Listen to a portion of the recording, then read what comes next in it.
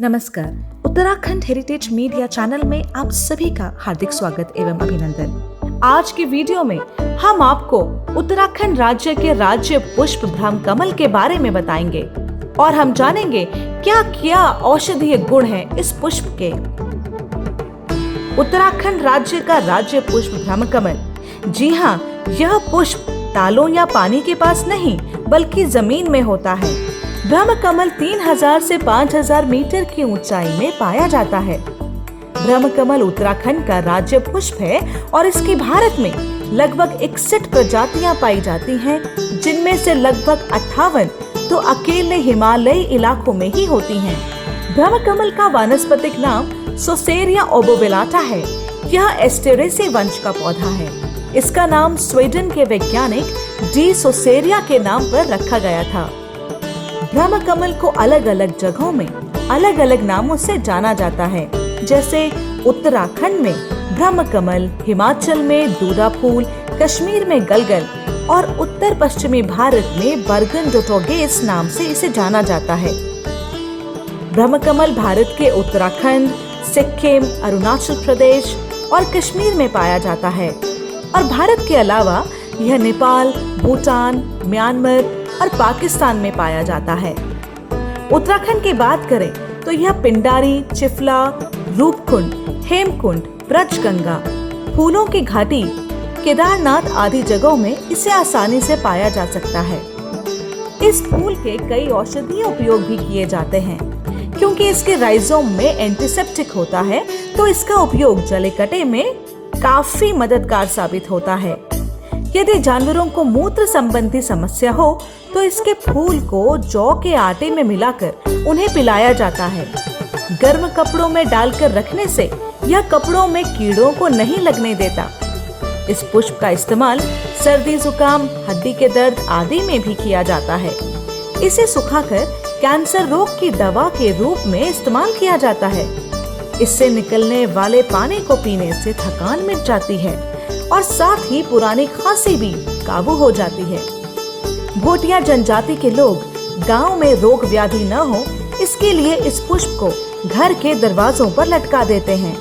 इस फूल की सुगंध इतनी तीव्र होती है कि हल्का सा छू लेने भर से ही इसकी महक को लंबे समय तक महसूस किया जा सकता है और कभी कभी इसकी महक से मदहोशी भी छाने लगती है।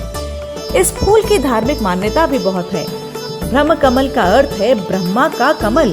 यह मां नंदा का प्रिय पुष्प है। इससे बुरी आत्माओं को भगाया जाता है। इसे नंदाष्टमी के समय में तोड़ा जाता है और इसके तोड़ने के भी सख्त नियम होते हैं, जिनका पालन किया जाना अनिवार्य होता है। यह फूल अगस्त के समय में खिलता है और सितंबर अक्टूबर के समय में इसमें फल बनने लगते हैं। इसका जीवन 5 से 6 माह का होता है।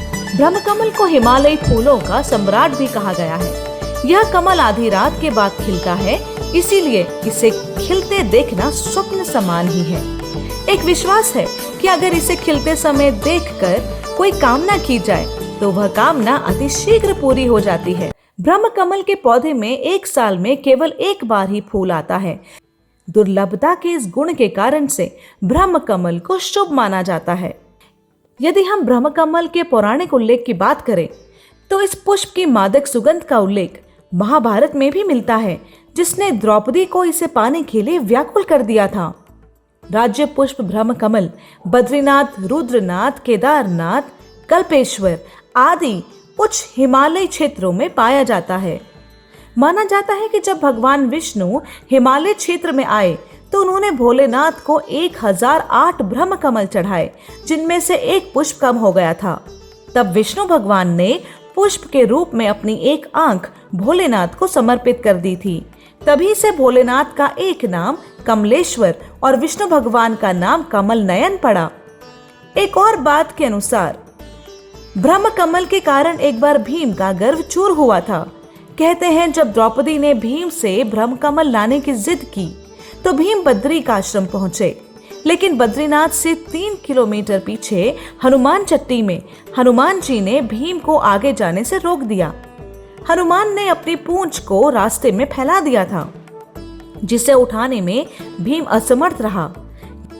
कहते हैं जब यह खिलता है तो इसमें ब्रह्मदेव तथा त्रिशूल की आकृति बनकर उभर आती है। इस पुष्प को पवित्रता और शुभता का प्रतीक भी माना जाता है। जिस तरह बर्फ से ढका हिमालयी क्षेत्र देवताओं का निवास माना जाता है, उसी तरह बर्फीले क्षेत्र में खिलने वाले इस फूल को भी देव पुष्प मान लिया गया है। उत्तराखंड में नंदा अष्टमी के दिन देवी नंदा पर चढ़े फूलों को प्रसाद रूप में बांटा जाता है। सोचनीय बात तो यह है कि लोगों में आज अधिकाधिक ब्रह्मकमल तोड़ने की होड़ सी लगी रहती है, जिससे पर्याप्त मात्रा में बीज न बन पाने से इस फूल की प्रजाति उजड़ती जा रही है। हिमालयी क्षेत्र में बढ़ते इकोलॉजिकल दबाव के कारण भी इस फूल के अस्तित्व पर संकट के बादल मंडरा रहे हैं। पर्वतीय क्षेत्र में जंगलों के अंधाधुंध कटान ने अब ग्लेशियरों को सिकुड़ने पर मजबूर कर दिया है। मौसम में आई इन गड़बड़ियों के कारण कई बार इसे समय से पहले खिलते हुए भी देखा गया है। यदि आपको हमारा वीडियो पसंद आया तो इसको लाइक और शेयर जरूर करें, और यदि आपने हमारे चैनल को अभी तक सब्सक्राइब नहीं किया है तो हमारे चैनल को तुरंत सब्सक्राइब करें और लेटेस्ट अपडेट्स पाने के लिए बेल आइकन दबाना ना भूलें। धन्यवाद।